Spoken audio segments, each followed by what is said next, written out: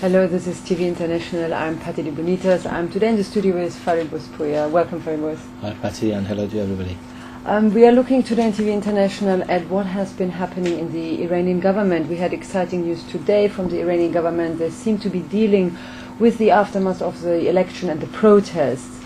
As you probably know and have seen on your TV or on your computer screens, there have been many protests over the last 2 weeks. There have also been many people who have been injured, and especially the Basij forces, the militia in Iran, has been under a lot of scrutiny. Their violence towards the peaceful protesters has been condemned by many abroad, by many governments, by many human rights organizations. Now, so we have, as I said, exciting news from the Iranian government. They found out apparently the Iranian police officials have reportedly arrested the armed imposters who posed as security forces during post-election violence in the country. So I think what it means, what they're saying is the people who have used this force against the peaceful protests, they were not really the Basij from the Iranian government, there were other people, imposters. And there are a couple of statements. One is by the Basij commander, and he said Basij forces are not authorized to carry weapons. He said there are some armed groups, they are responsible for this.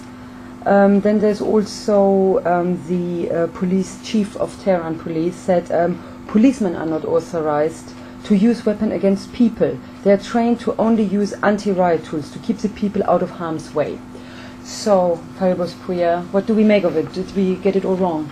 It brings a bit of a smile on my face, but at the same time I'm very angry as well, because we know that the history of the Islamic regime is marred in brutal killing of its opponents. A history of, Islamic Republic was born, through actually killing of the Iranian Revolution. 100,000 people were executed, or street sort of executions, with no proper trial. And this is the first time that because of technology that people could see minute by minute sort of development on the screens. There are ample evidence of the fact that the brutality of regime on the streets. Everybody's seen it. Despite this factual, evidence of brutality of the Islamic regime,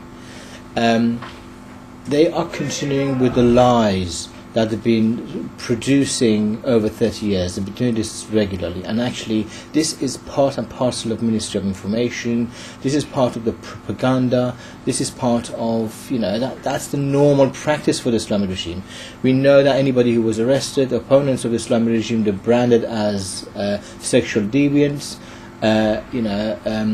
apostates, enemy of God, agents of foreign powers. This is just from the tool of the Islamic regime propaganda. That's what we hear. Now, after the fact that there's so much evidence, now they are trying to find, imposters, armed group coming in, and as if the evidence is not there. It's just ridiculous. That's part and parcel of the Islamic regime's propaganda machine. So, like in a very practical way, if we look at it, because we have seen it, like you said, on YouTube, everywhere, there are hundreds or thousands now of videos around where you can also see the fighting.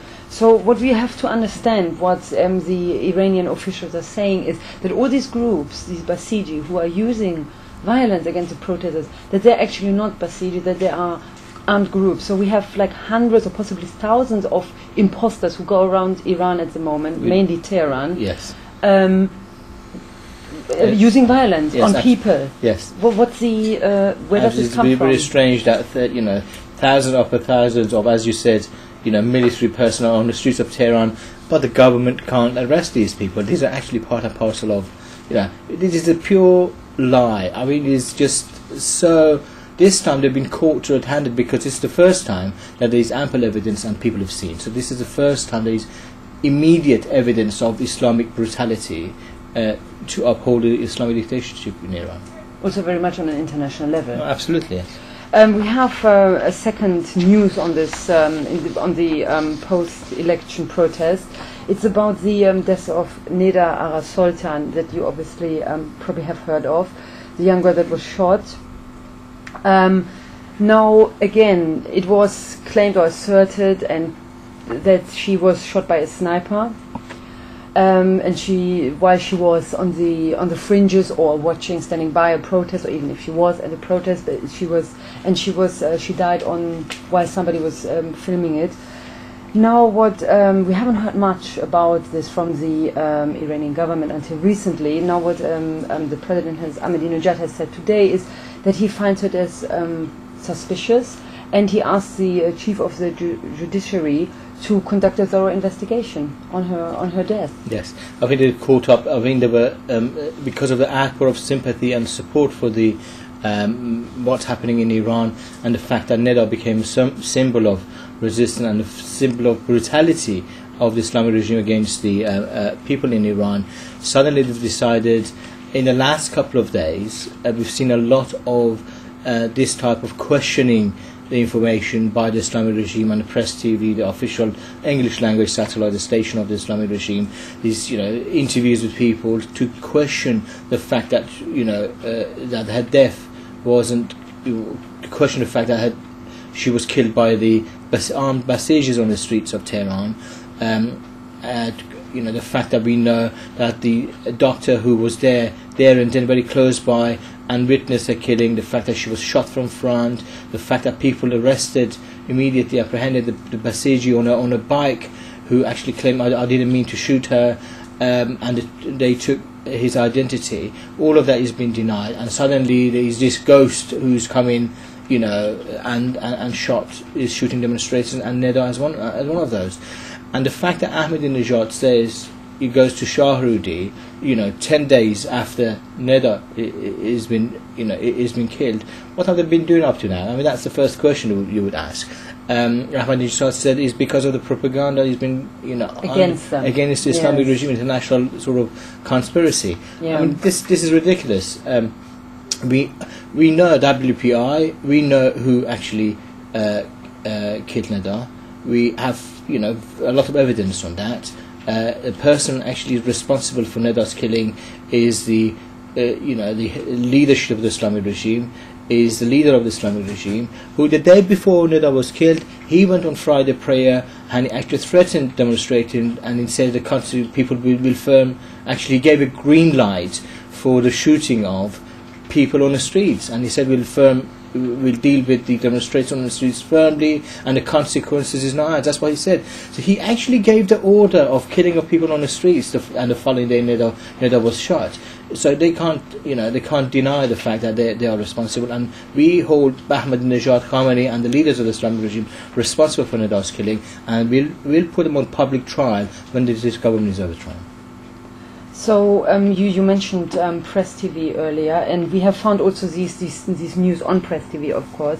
And at the moment on the London Underground tube trains, you can see adverts for Press TV who says they're the voice for the voiceless.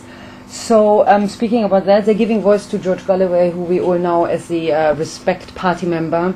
So you have seen George Galloway recently doing his program on Press TV. What was this all about? Press TV is a really official satellite channel in English. It's constantly, producing lies everywhere. George Galloway is at the pay of the Islamic regime now. If previously politically he was supporting the Islamic regime, now they pay him to do that. He has a program. He's when you listen to his program, he's so outrageous. He goes beyond. He's supporting Ahmadinejad. He's supporting the killing, and he's actually saying that. Somebody asked him a question and said, look, this is like South Africa, because they only allow people who a certain group to stand, this election. He said, look, there's qualification everywhere. In America there's qualification. We have to put down $1 million before you can take part in elections. And he justifies the fact that we have a brutal and fascist regime in Iran. He supports that and he justifies that regime. And he is part and parcel of the propaganda of the Islamic regime abroad. Thank you. Thank you very much. This was TV International. Until next time, goodbye.